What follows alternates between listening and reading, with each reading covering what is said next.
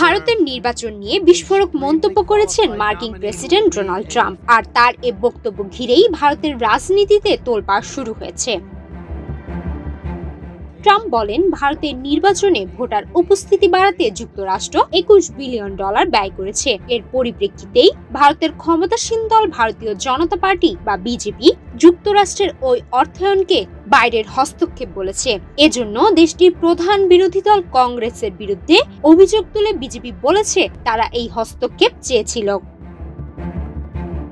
যুক্তরাষ্ট্রের বৈদেশিক সহায়তা সংস্থা USAID এর কার্যক্রম স্থগিতের পর ভারত সহ বিভিন্ন দেশে নানা কর্মসূচিতে সংস্থাটির অর্থায়ন বাতিলের কথা জানায় এলন মাস্কের নেতৃত্বাধীন যুক্তরাষ্ট্রের সরকারি দক্ষতা বিষয়ক বিভাগ DOGE।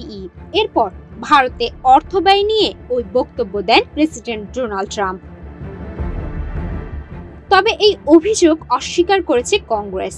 তারা ট্রাম্পের বক্তব্যকে অর্থহীন বলেছে।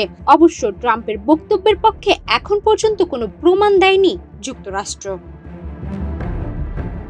USAID এর যেসব প্রকল্পে অর্থায়ন বাতিল করা হয়েছে সেগুলোর মধ্যে ভারতে ভোটার উপস্থিতি বাড়াতে $21 বিলিয়ন ছাড়াও বাংলাদেশের রাজনৈতিক পরিস্থিতি শক্তিশালী করার লক্ষ্যে নেওয়া strengthening political landscape in Bangladesh শীর্ষক $29 মিলিয়ন প্রকল্প রয়েছে। এছাড়া প্রতিবেশী দেশ নেপাল ছাড়াও মালি, মিশর, মোজাম্বিক, কম্বোডিয়া, সার্বিয়া, লাইবেরিয়ার বিভিন্ন প্রকল্প এবং এশিয়া মহাদেশ ও আফ্রিকার দক্ষিণাঞ্চল কেন্দ্রিক 2টি প্রকল্পও বাতিলের এই তালিকায় রয়েছে।